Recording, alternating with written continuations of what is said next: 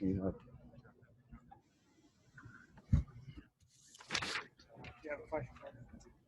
Good evening, gentlemen. I thought our guys played really, really good basketball for probably 28 minutes, 30 minutes. I thought we had a slow start to start off the first half, to start off the game, and then another slow start to start off the second half.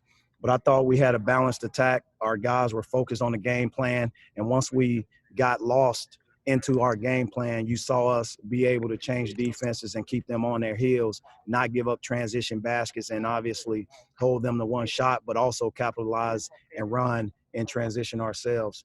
I'm very proud of us having 20 assists, eight turnovers. Whenever you can have that, it's unbelievable. What I am most upset about at this moment is giving up 20 free throws, 20 points off free throws, 21 offensive rebounds, and then that's 19 second chance points. So that's 40 points that we gave to our opponents, and you can't win ball games like that consistently. We're going to continue to work, continue to get better, continue to watch film. I thought our bench did an unbelievable job. Alec Oglesby, Chris Green, Yael Hill, also Demetrius Terry. Although he didn't score, he did give us energy, which is most valuable. But whenever you can have guys come off the bench to potentially lead your team in scoring for that specific game, you're playing unselfish. And that's pretty much it. Any questions for Coach? Yeah, I got one, Billy. Coach, congratulations on another victory. I was just curious, for the first couple games this season, I've noticed that the energy on the bench has been a huge benefactor for you guys. I was just curious if that's something you've stressed to your guys this year in a season without any fans. No, that's Jeremy Sanchez. Jeremy Sanchez is the bench captain. Ben Sternberg is his assistant bench captain, and that's their culture that they're building. Is their leadership. And they making sure some things are taking place. They're making sure guys keep their mask on. That's what Jeremy and Ben Sternberg is the mask. He's in charge of mask and making sure. But we miss our fans, man, without a doubt. I don't care how you look at it. These young men have to provide their own energy for each other. And we was doing this last year. Jeremy Sanchez was in charge of it. But ultimately, we got to figure out ways to continue to provide and pour into each other. And those are ways we can continue to do that. It's trying times. It's different in each arena. Referees, players, everybody, coaches, we're all getting used to it. But most importantly, man, we love our fans, and we know they are logged in watching, and we want to say thanks to them for their continued support, but we can't wait for them to come back. Thanks so much, Coach. Alec, you were up, I believe. Oh, I just went. Oh, I'm Billy. sorry, Hugh. I'm sorry. I can't tell with the mask's on. Coach, congratulations on the win today. The question I was going to ask you was, you held Naz Bohannon, the Horizon League scorer, to 0 points. Could you talk about that a little bit? Well, I think, ultimately, Deontay Johnson is a good defender. He took the challenge, but also you can't play defense alone with how the game is played. You got to make sure you're in gap coverage. You got to make sure some things happen. And I thought his teammates provided help side and communication to give him confidence to defend the way that he has been. Naz is a great player. He's not going to have 0 tomorrow. There's no doubt about it. He's one of the leading scorers in our conferences. He's a first, second team guy and a potential player of the year. And I just truly think having one of their other best players, Quisenberry, out impacts their entire team. And that impacts Naz a little bit. So, I like to give us all the credit, but I can't take that. I would say let's see what tomorrow holds and try to make sure we contain dribblers and contest shots and block out. Like I said, we still gave up 21 offensive rebounds, and that's not a stat that you would see on the winning side. So at least we can learn after a win, and we'll be prepared tomorrow to try to nullify or try to fix those things. Anyone else have a question for Coach? Talk about Chris Green, 13 points. Talk about him a little bit. Well, each and every night we have potentially a team where anyone can lead us in scoring. no matter how many minutes they play, no matter if they start or come off the bench, there's going to be guys to potentially lead us in scoring. Chris Green is a great offensive player. Now, it's going to be scary once his defense catches up to his offense, but he's gifted with the ability to shoot the ball. He's gifted with the ability to focus in on free throws. We just got to make sure the speed of the game, and that's through experience. We got to increase his experiences. I left he and Yael in the game for a reason. Not that I didn't trust what Craig or Deontay Johnson was doing.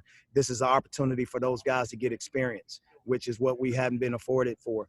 But no different than him, I expect Jason Woodrich to be one of those guys.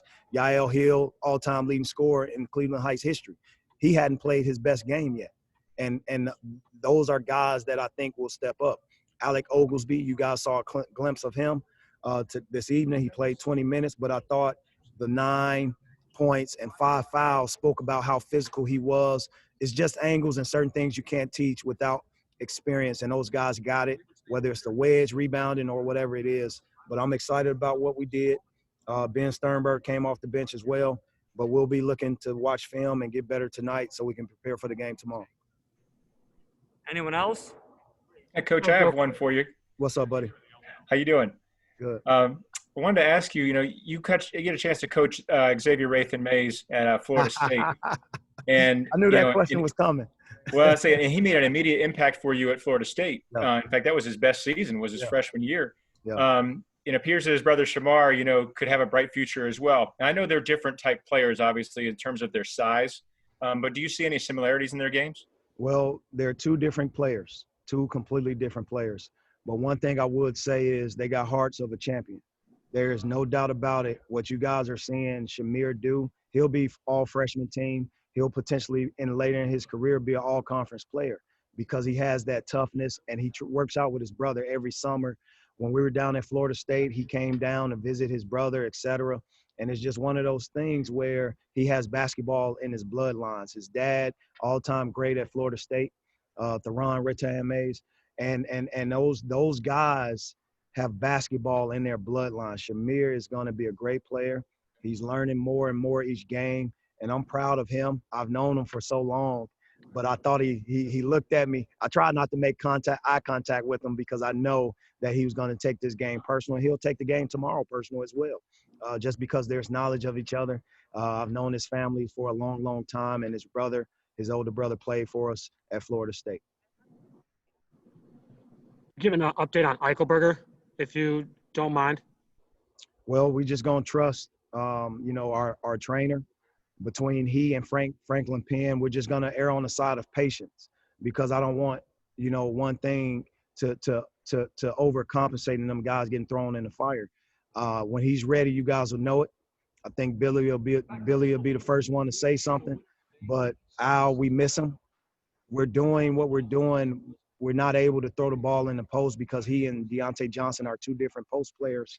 But Al Javon is definitely chopping at a bit to get in. He'll be probable. We moved him from completely not playing to probable in the next couple games, and we're just going to, read it and see where he's at. I cannot put him in a situation just to throw him out there when he's not ready. I'm not going to do that. We're just going to err on the side of caution with Aljamain Eichelberger in addition to Franklin Penn Jr. Anyone else for Coach? Tom, you're late.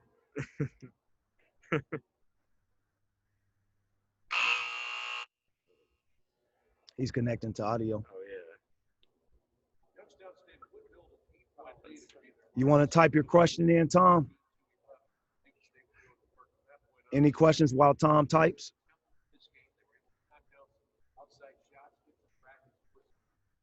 Tom, can you hear us?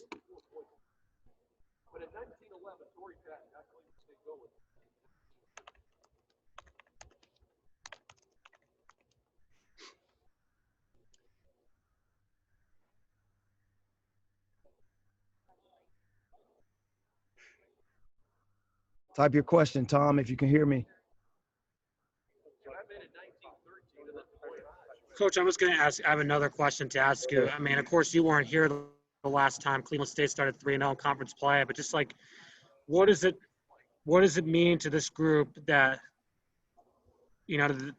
that you're off to this good of a start, and how will you use this good of a start moving forward? Well, we just take it one game at a time. Our motto, we don't look at the scoreboard. We look at the shot clock. That's it.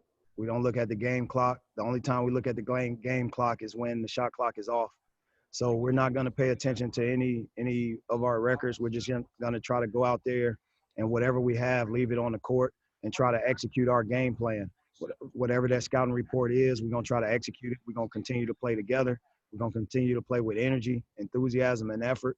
And like I said, our strength is in our numbers and by committee, you know. So hopefully the culture that we're building is visible without words or anyone asking about our identity. And at that point, you know, we'll continue to try to move forward in this conference. It's a tough conference, well coached. Jerry Calhoun is an unbelievable coach. Got some great players, without a doubt. It's just that, you know, the big picture, night in, night out, we don't look at any game 2 weeks from now, 3 weeks from now. We look at the upcoming opponent and respect our opponents and respect the coaches, respect the culture that we're up against. Last but not least, what we pride ourselves in is going against ourselves. We compete against ourselves first and then our opponents second. And when you can respect the game of basketball in the right way, you'll see the fruits of your labor show up. And that's what we're doing right now. Awesome, guys. Well, if that's it, we will let Coach go. Thank you, Coach. And we'll Thank you, see you guys guys. tomorrow. Happy holidays to you guys. Hope your family, friends, loved ones are well. Happy holidays. Merry Christmas. Good to see you guys. Same to Thanks, you, Coach. Coach. Right, Coach.